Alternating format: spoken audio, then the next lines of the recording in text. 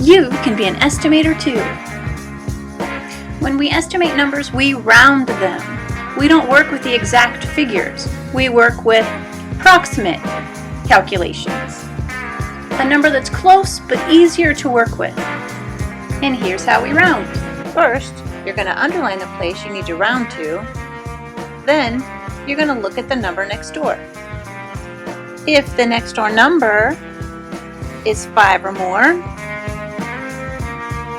then you're going to make the underlined number 1 more. If the next door number is 4 or lower, then you're going to leave the underlined number alone. Grab some paper and we'll practice together. Or you can use your sidewalk if you prefer. Let's estimate 545 by rounding it to the nearest hundredths place. So using our rules, first we need to find the hundredths place so we can mark it. And then we're going to put up a back door behind it. Then we look at the number beside it. Who's that knocking at the back door? It's a 4. 4 or lower means we're going to leave the underlined digit alone. So it's going to stay a 5. Everything after it, for whole numbers, will turn to zeros.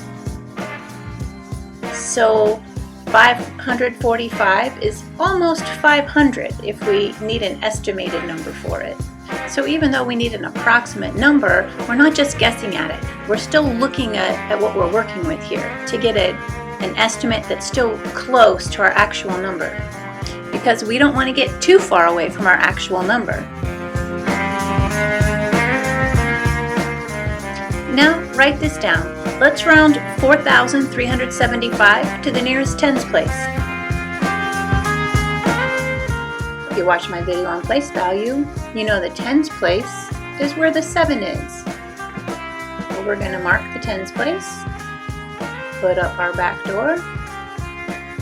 Who's that knocking at the back door? It's a 5. If the back door number is 5 or more, we're going to make the underlined number 1 more.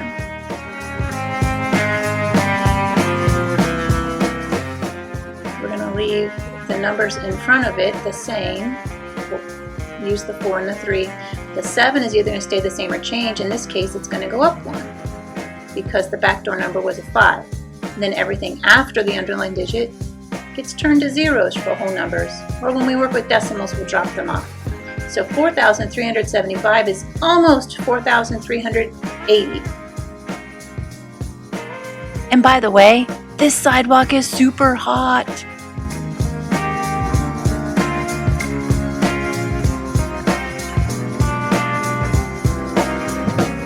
Let's try a decimal next. What if we round 2 and 83 hundredths to the nearest tenths place? We want to underline the tenths place, put up our back door. Who's that knocking at the back door? It's a 3.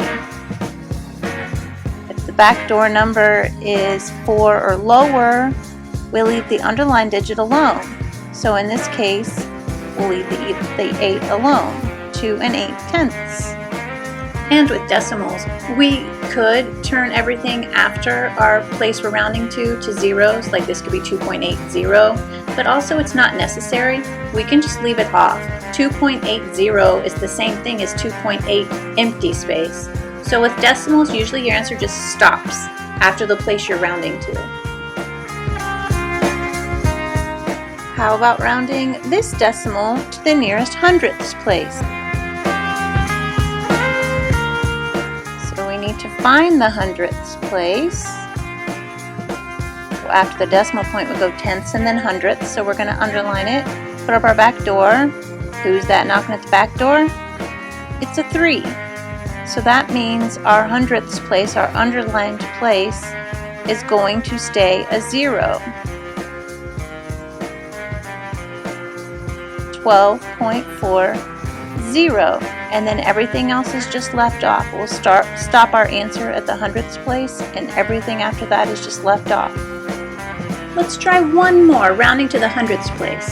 But this one you'll see is a little tricky. Write this number down. We're going to round 3 and 495 thousandths to the nearest hundredths place. Find the hundredths place, mark it, put up the back door. Who's that knocking at the back door? It's a 5, which means our underlined number needs to get bumped up 1. So I'm going to start, I'll write down the other numbers, but then I need to wait a minute. If that's a 9 and going to get bumped up 1, I'm going to have to carry over to the 4. So also, the 4 is going to become a 5, because the 9 would have been a 10, so I carried over to the 4. So 3.495 is almost 3.5 or 3.50. I could have just left the 0 off if I wanted to. Sometimes when you're estimating or rounding, you might have to carry, just like you're used to doing in other parts of math. Try these on your own and we'll see how you do.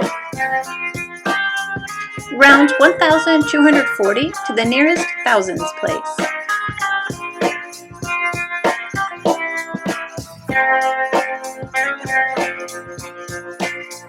How'd you do?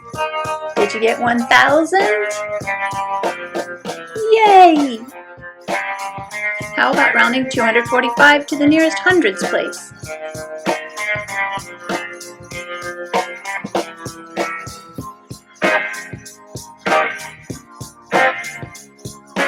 Did you get 200? I hope so. How about 1,274 rounded to the nearest tens place?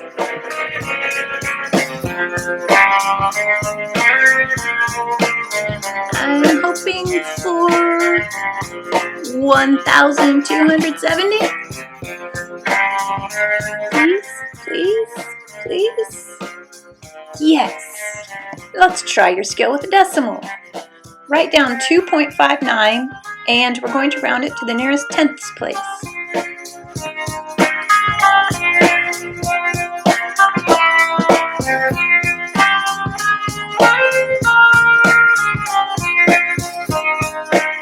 The next door number was a 9, so that means 2.59 would round to 2.6. Did you get it? Let's round this one to the nearest whole number. When you have to round to the nearest whole number, it just means you're rounding to the ones place. You're rounding to the whole number nearest the decimal point, which would be the ones place. So we're going to round this one to the nearest whole number, or the ones place. See what you can do.